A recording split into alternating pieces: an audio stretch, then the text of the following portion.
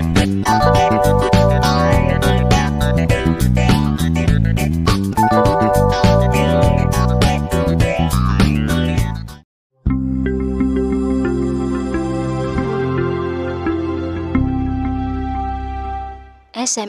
Pantura.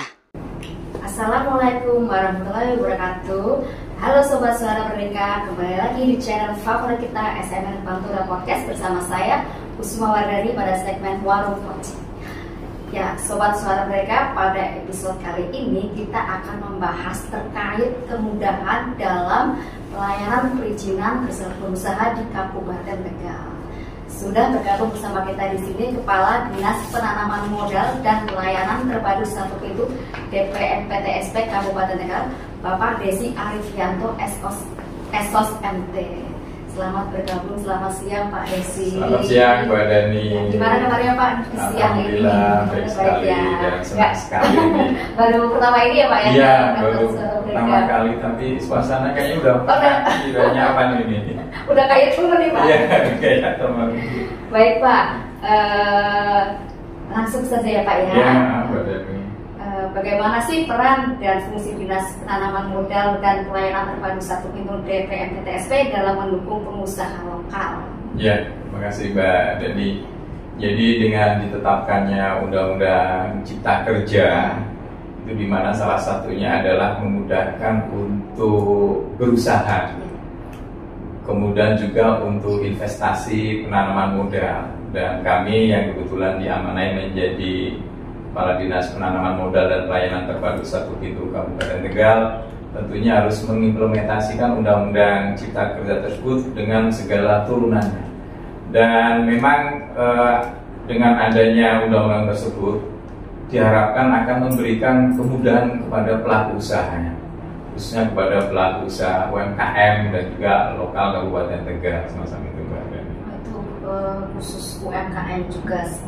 Ya, salah satunya adalah UMKM, karena UMKM ini juga sudah teruji menghadapi krisis ya, kemarin pandemi COVID, sekarang eksis, dan juga dengan banyaknya investasi yang masuk, itu juga diharapkan adanya ini kerjasama antara PMA, PMDN besar dengan pelaku usaha UMKM. Semuanya ya Pak? Iya.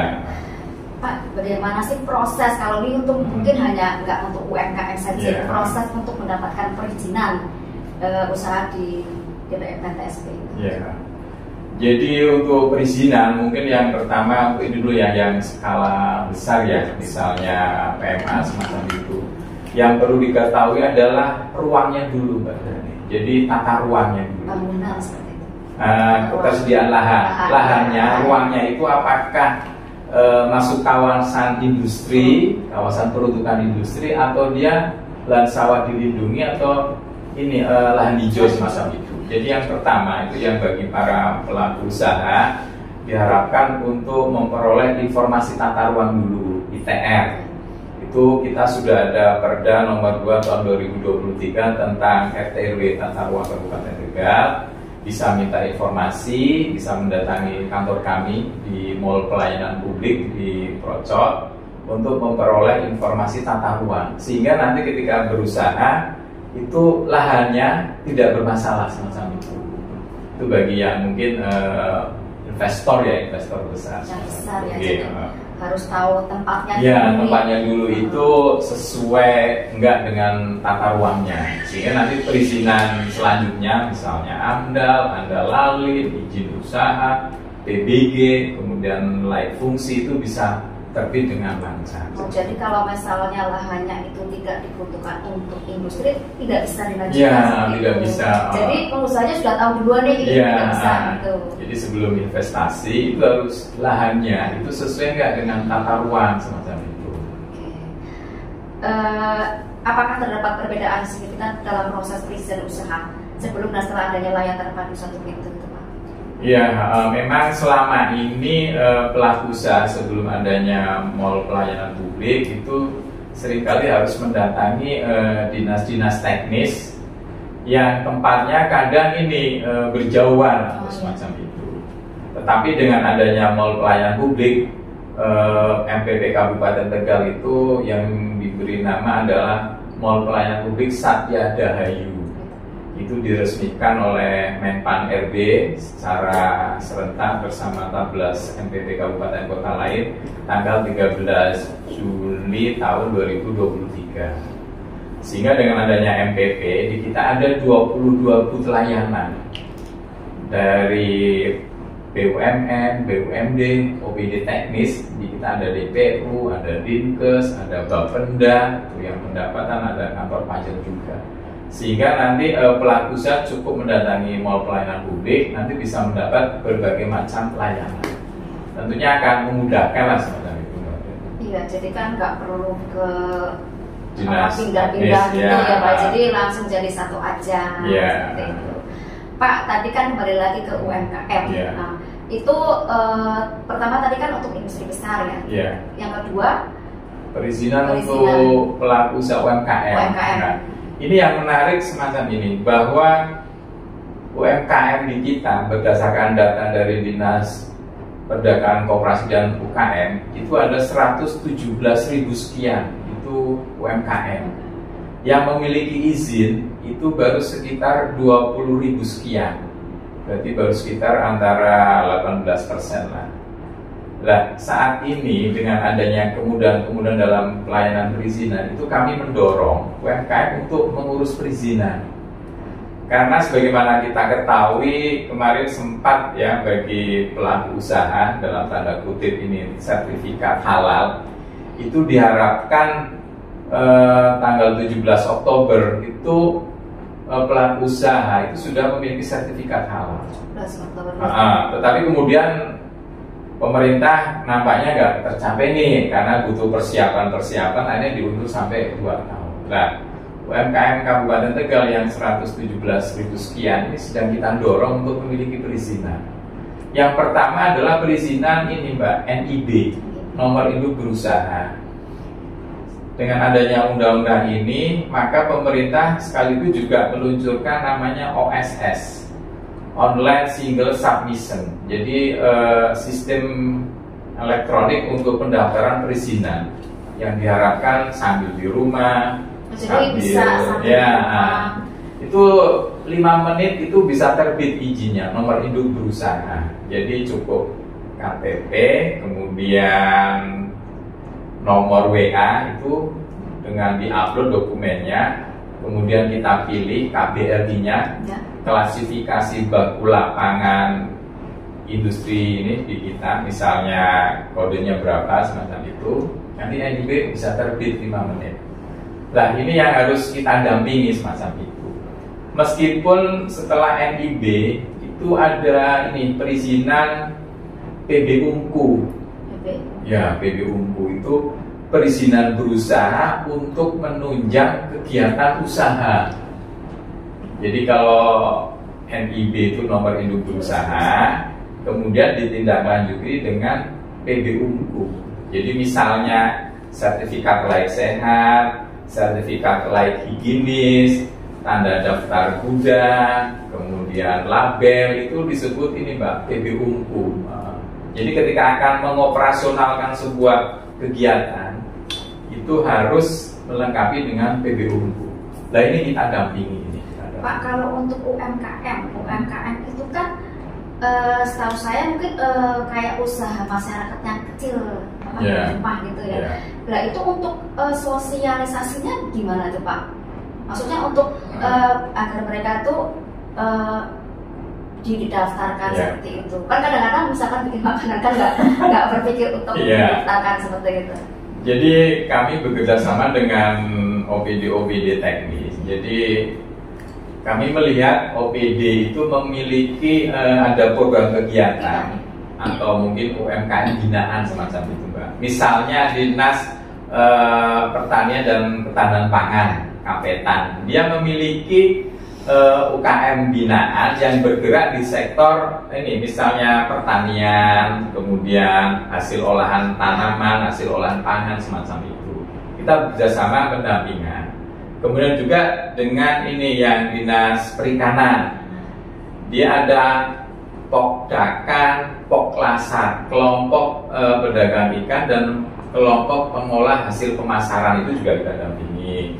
Kemudian juga yang ada di Dinas Dakop KM Pasar itu biasanya jajanan-jajanan semacam itu.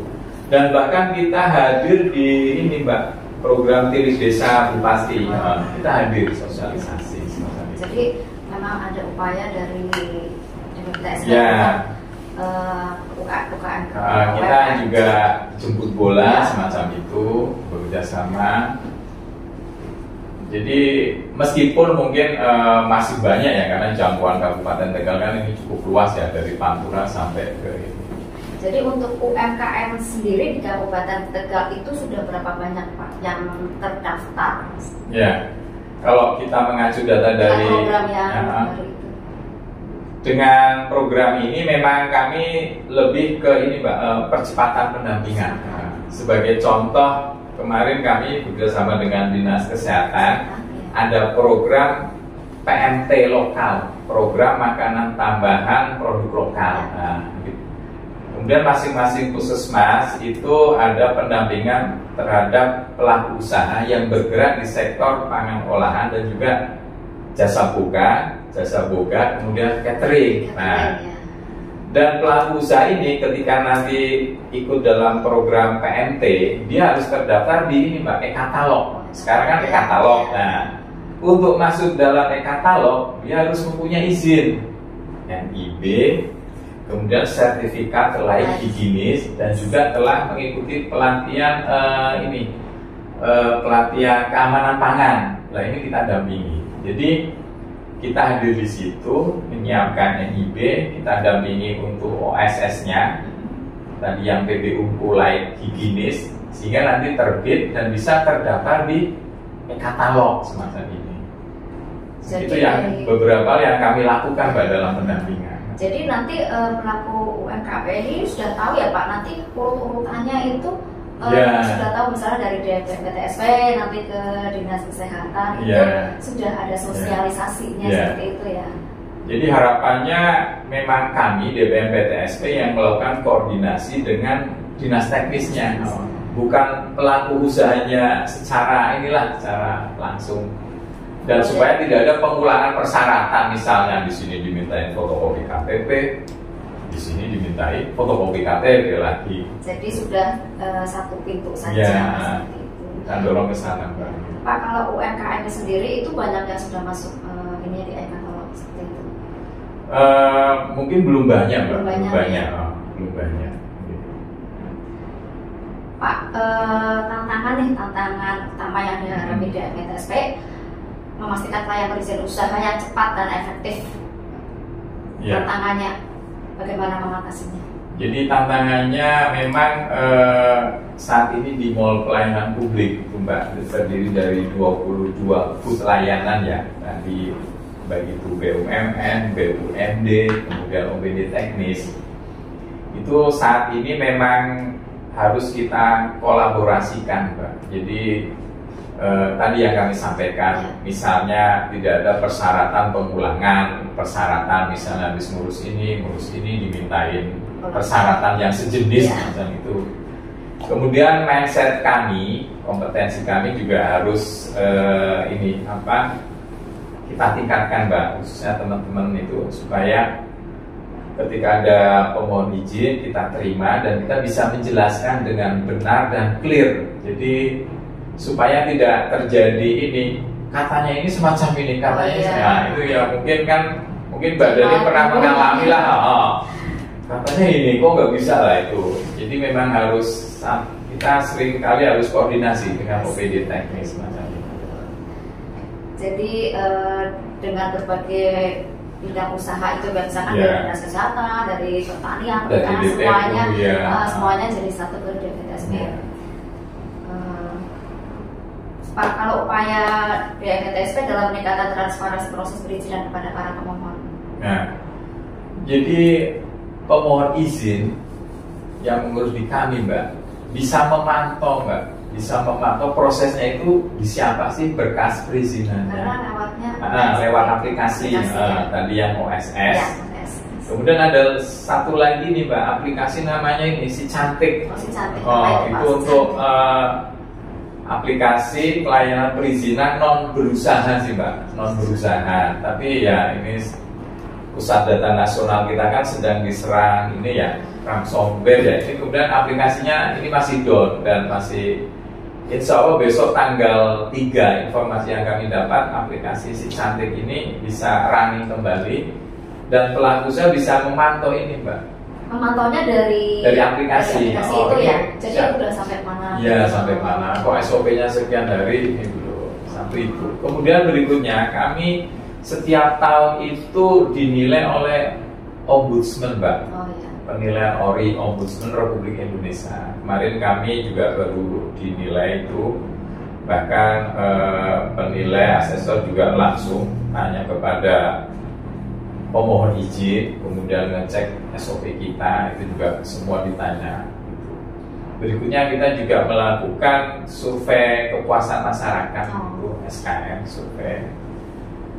Dan juga kita sekarang kan masyarakat sudah sangat ini ya Mbak, transparan ya, aduan lewat medsos, kemudian WA langsung ke Bapak PJ Bupati, Gubernur, itu hal yang apa yang sudah mereka sewajarnya lah mengadu ketika layanan kami. Nah, biasa kami juga dipantau responnya. Kalau misalkan kurang puas bisa ya, langsung. Itu. Pak, cek dulu barangkali mau minum. Enggak, minumnya. Iya. Ini yang di bawah nggak minum berarti. Pak. Ini apa ini ternyata? Saya kira pajangan ini. Ada isinya asli.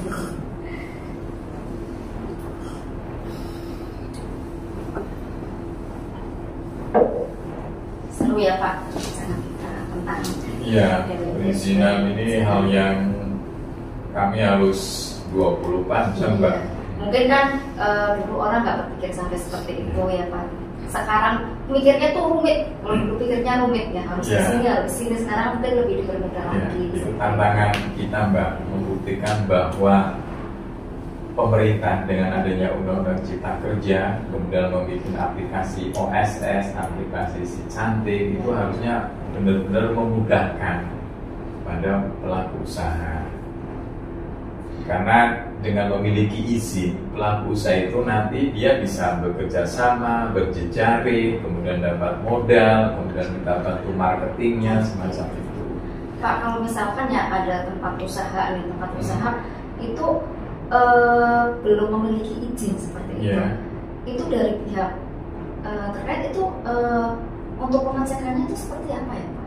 Iya, ada beberapa yang bisa kita lakukan. Satu, biasanya itu ada pengaduan Mbak, ada pengaduan ke kita. Yang kedua, kita juga melakukan pengawasan, Jadi misalnya izin usaha industri, entah itu misalnya peternakan atau mau membangun sebuah pabrik, kok ini sudah mulai ada aktivitas, ada belum ada izinnya, itu biasanya ada pengaduan. Yang berikutnya adalah kita bersama dengan tadi wilayah Mbak, ada kepala desa, kelurahan, kemudian camat, semacam itu.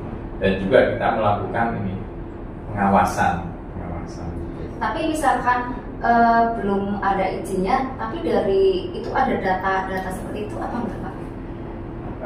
Kami tidak memiliki data ya Mbak, karena memang di kami yang mau mengajukan izin atau sudah memiliki izin. Nah, kalau belum, memang kami tidak bisa tidak mengetahui semacam itu. Tapi nanti untuk misalkan nih ada suatu tempat yang belum berizin, berarti didatangi atau bagaimana Pak prosesnya seperti itu?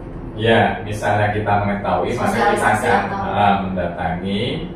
Dan yang menjadi catatan bagi pelaku usaha tersebut kan apakah izinnya bisa keluar, kan gitu Mbak.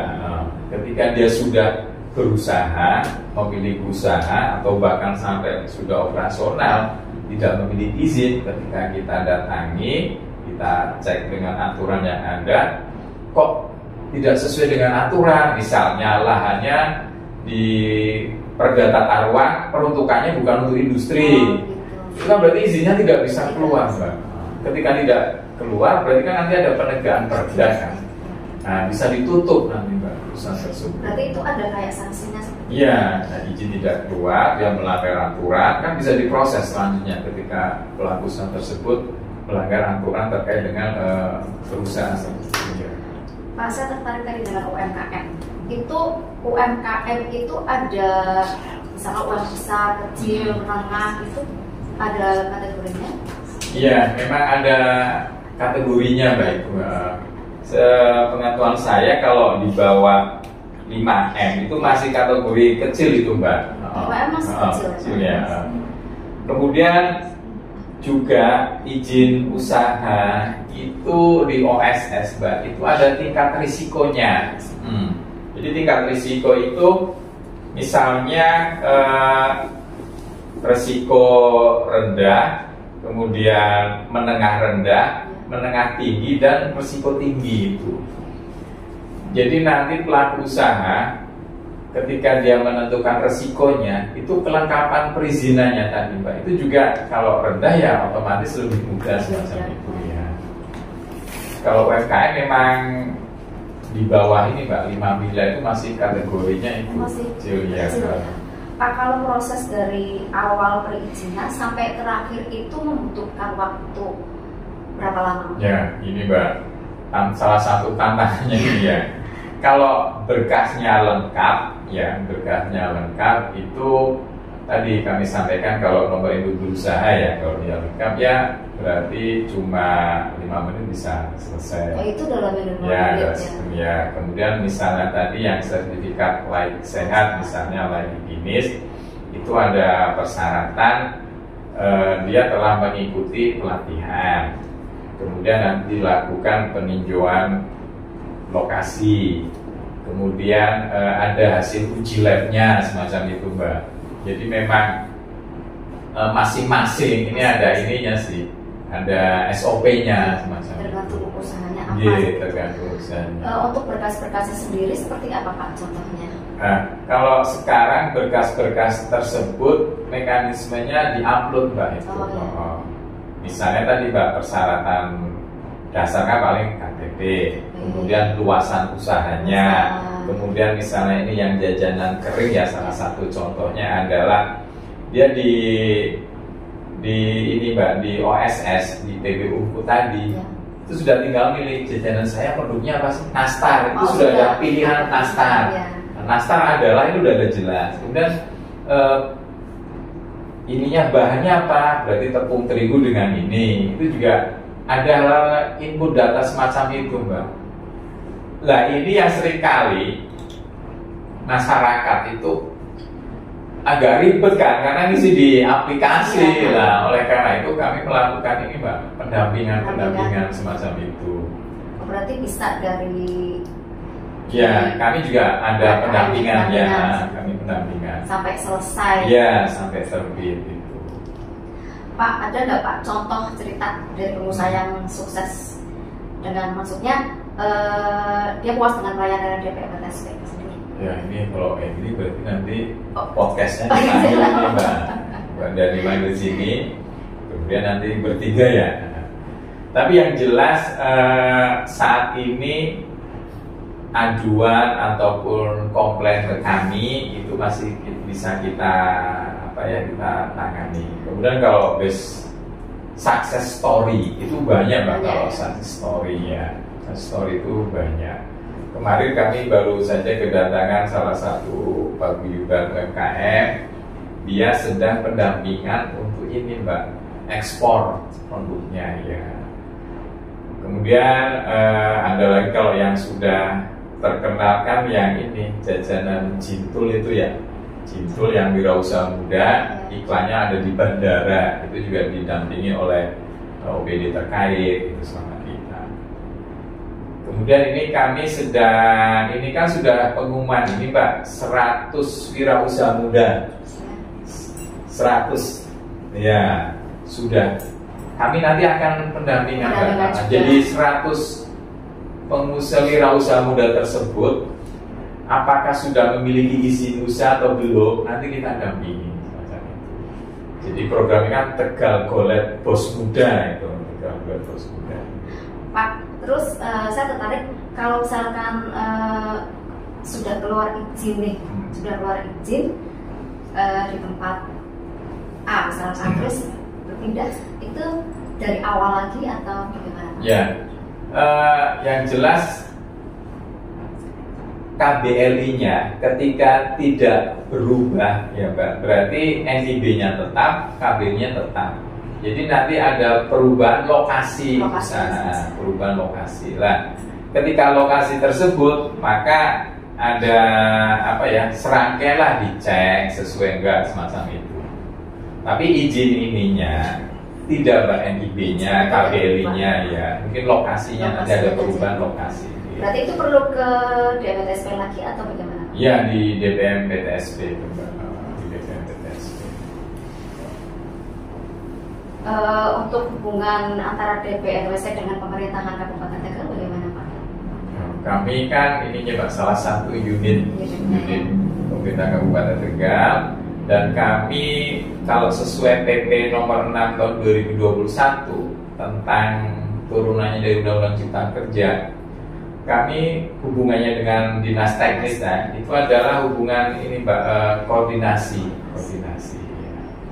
Karena kami yang mendapat pendelegasian kewenangan untuk penandatanganan perizinan. Kalau untuk DPNPT sendiri untuk targetnya Pak? Untuk targetnya? Jadi salah satu yang menjadi target kami Mbak, itu adalah penanaman modal investasi.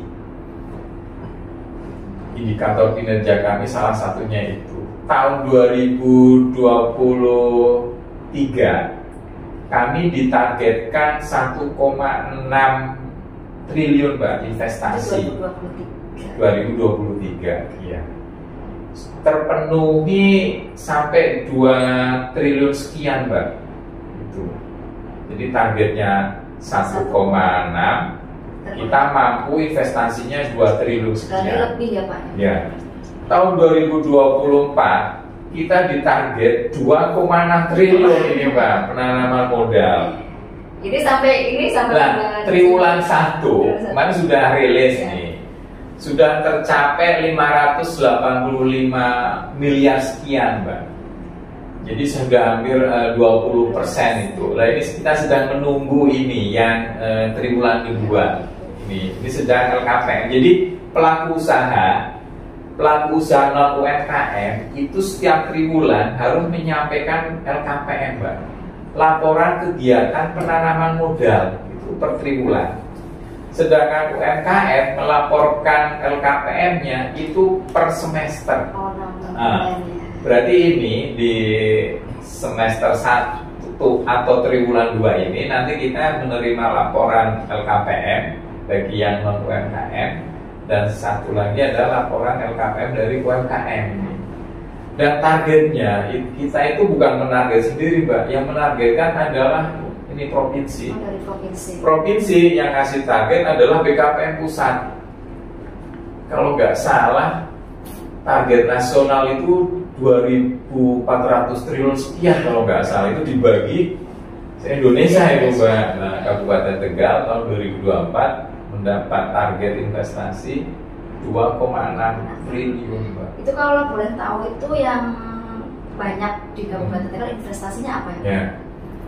Ini kebetulan Kabupaten Tegal ini 2 tahun terakhir Mbak, ini banyak investasi yang masuk di garment sama alas kaki. Garment sama alas kaki. Jadi, dan alhamdulillah ada lagi nanti pabrik rokok itu juga mau masuk. Kemudian gula juga mau masuk. Jadi ini karena tata ruang kita itu sudah tadi undang-undang Perda Tata Ruang itu kita sudah ada kawasan peruntukan industri.